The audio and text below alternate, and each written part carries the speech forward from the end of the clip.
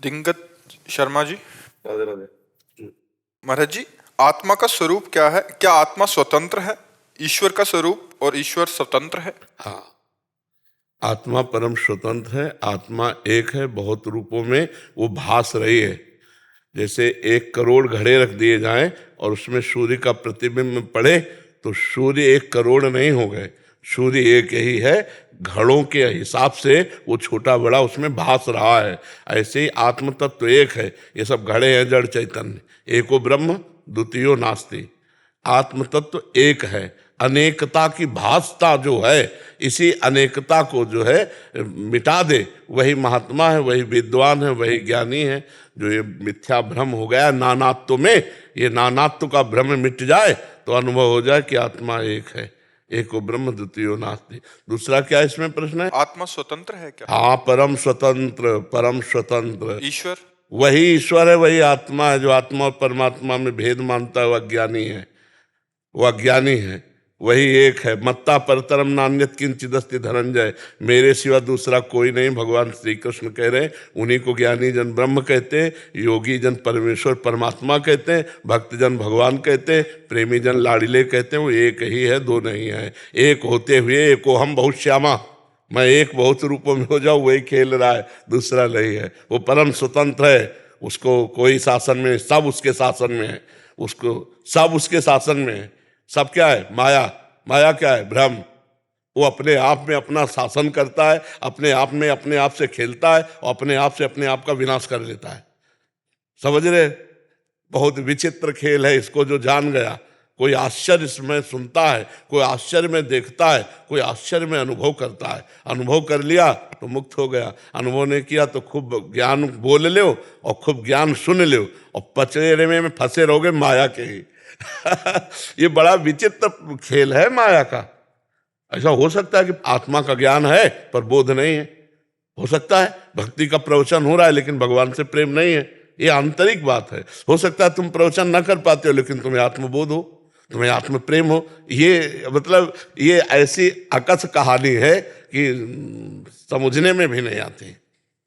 भगवान गुरुदेव जिसको अनुभव करा दे वही सब। नायमात्मा प्रवचने न लभ्या न मेधया न बहुना श्रुते न प्रवचन से और न बहुत बुद्धि से और न बहुत सुनने से। इसे गुरुदेव कृपा कर दे तो मोक्ष मूलम, गुरु कृपा, शुद्ध ज्ञान हो जाए, जड़ चेतन की ग्रंथि का जो भ्रम बैठ गया है ये नष्ट हो जाए। महाराज जी, सत्य और असत्य क्या है? शांति का असली स्रोत क्या है? हाँ, पहली बात तो सत्य और असत्य, इसका निर्णय विवेक करता है। ब्रह्म सत्यम और जगत मिथ्या। पूरा टोटल उमा काहों में अनुभव अपना, सत हरि भजन, जगत सब सपना, टोटल। पहले ये स्वीकार करे तो आप लगे कहाँ हो, सत्य में कि मिथ्या में? ईमानदारी से देखो। दुलार मिथ्या का कर रहे हो कि सत्य क्या? कोशिश सत्य की होती है।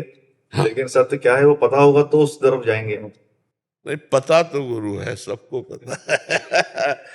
देखो, भगवान इतना ज्ञान तो सबको दे। अगर कोई मर गया हो पड़ोस में और रो रहा हो और आपसे कहा जाए थोड़ी देर समझा दो, तो आप समझाने की सामर्थ्य रखते हैं कि ये देखो भाई, ये मृत्यु लोक है, यहाँ सबको मरना पड़ेगा, सबको जाना पड़ेगा, यहाँ कुछ सत्य नहीं है। और जब मुर्दा लेके चलते हैं तो ग्रामीण भी बोलते हैं राम नाम सत्य का परिचय सबको पता है। राम नाम सत्य है, बोलते हैं ना कि सत्य क्या है। देखो, ये पूरे जीवन भर हमारे जो कांधे पे है असत्य कार्य में लगा रहा, तो कम से कम मरने के समय सब राम नाम सत्य। जो भगवान में स्थित है वो सत्य में स्थित है, और जो जगत प्रपंच में स्थित है वो असत्य में स्थित है। ये अंदर की बात है, अंदर की बात है। हो सकता है संत वेश में असत्य में स्थित हो सकता है तुम पैंट शर्ट में सत्य में स्थित हो।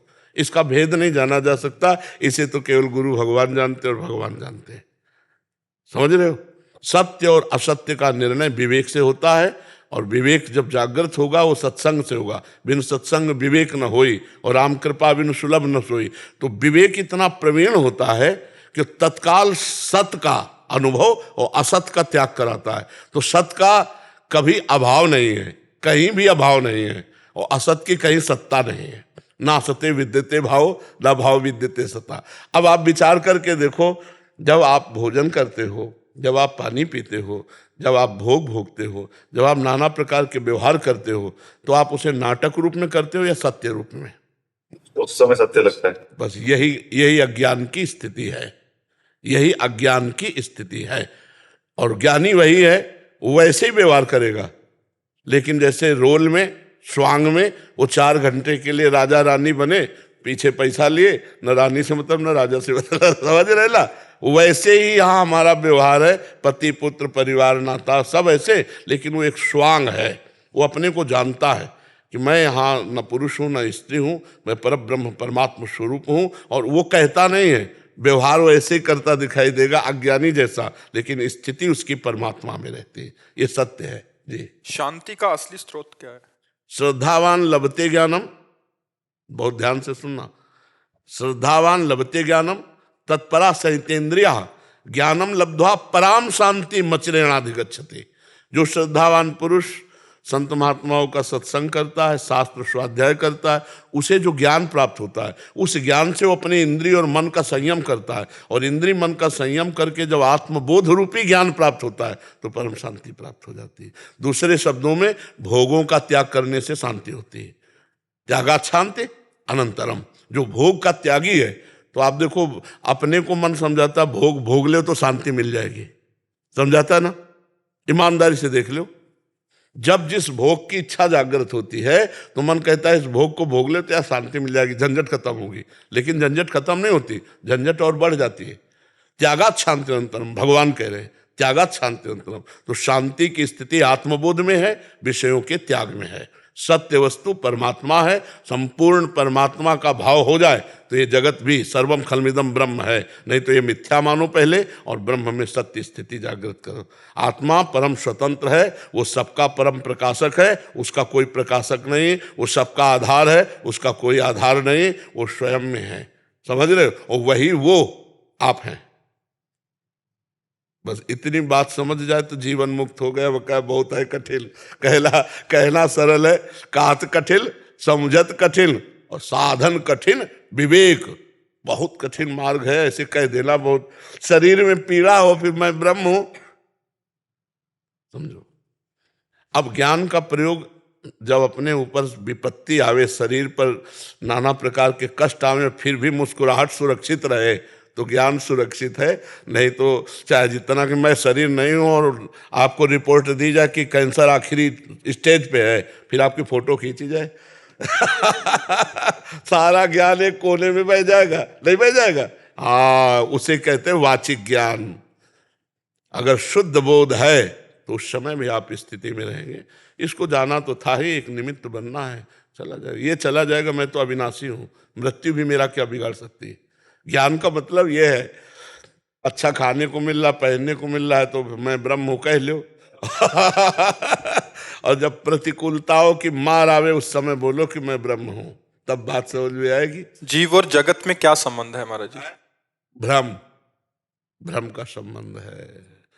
जासु कृपा सब भ्रम मिट जाई, गिरजा सोई कृपालु रघुराई। जैसे कांच के मंदिर पर खड़ा है, कांच कई क्वालिटी होता है, एक बड़ा रूप दिखाता है, एक छोटा रूप, एक भयावह रूप। अब वो जो मंदिर में खड़ा है, कांच के मंदिर में, अपने बहुत से रूप देख रहा है। अब किसी रूप से प्रियता करे, किसी रूप से नफरत करे, तो क्या है उसका? भ्रम ही तो है ना, वही तो है ना। ऐसे ही एक परमात्मा स्वरूप है, और उसी को हम अपनी पत्नी मान रहे, अपने पुत्र मान रहे, मित्र मान रहे, किसी को शत्रु मान रहे, किसी को नीच मान रहे, किसी को बड़ा मान रहे। तो ये है क्या? हमारा ही तो भ्रम है कि सत्य वस्तु तो नहीं है ना। सत्य वस्तु जब जान जाओगे तो फिर विद्या विनय संपन्ने ब्राह्मणे गविहस्तनी सुनीच सुपाके चा पंडिता समदर्शिना, सब में एक है, वही मैं एक हूं, खत्म खेल भ्रम। ये जो जीव जगत का संबंध है ये भ्रम से हुआ है। अगर ये भ्रम नष्ट हो जाए, जिसे अज्ञान कहते हैं, अविद्या कहते हैं, अहंकार कहते हैं, तो जीव जीवन मुक्त हो जाए। समझ पा रहे हैं आप?